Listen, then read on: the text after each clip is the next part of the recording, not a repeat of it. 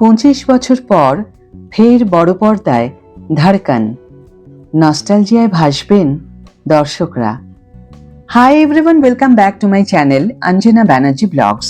বন্ধুরা, তোমাদের সকলকে আমার এই ছোট্ট ইউটিউব চ্যানেলে স্বাগত জানাই। 25 বছর পর আবারও বড় পর্দায় মুক্তি পেতে চলেছে অক্ষয় কুমার, সুনীল শেট্টি এবং শিল্পা শেট্টির সেই অনবদ্য প্রেম কাহিনী।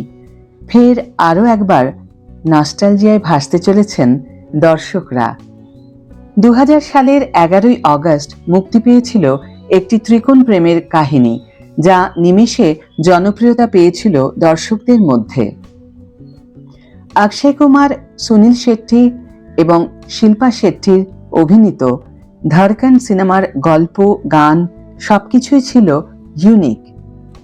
25 বছর পর আরও একবার দর্শকদের নস্টালজিয়ায় ভাসাতে মুক্তি পেতে চলেছে ধড়কন। ধর্মেশ দর্শন পরিচালিত এই সিনেমাটি মুক্তি পাবে আগামী 23শে মে। আবারও বড় পর্দায় ফুটে উঠবে অঞ্জলি দেব এবং রামের সেই অনবদ্য পাগল করা প্রেমের কাহিনী। আবারও শুনতে পাওয়া যাবে সেই মনোমুগ্ধকর গানগুলি। কিছুদিন আগেই একটি অনুষ্ঠানে অক্ষয় কুমার এবং শিল্পা শেট্টিকে একসঙ্গে স্টেজ শেয়ার করতে দেখা যায়। বহুদিন পর পছন্দের তারকাদের হাসি মুখে একে অপরের সঙ্গে স্টেজ শেয়ার করতে দেখে বেশ খুশি হয়েছিলেন ভক্তরা। এবার পালা বড় পর্দার। প্রসঙ্গত, কিছুদিন আগেই অক্ষয় কুমারের কেসরি চ্যাপ্টার 2 মুক্তি পেয়েছে। আগামী দিনে ভূত বাংলা এবং হাউসফুল 5 সিনেমায় অক্ষয় কুমারকে অভিনয় করতে দেখা যাবে।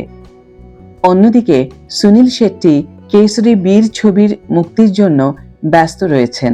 তবে শিল্পা এখন শুধুই ব্যস্ত নিজের সংসার এবং সন্তানদের নিয়ে।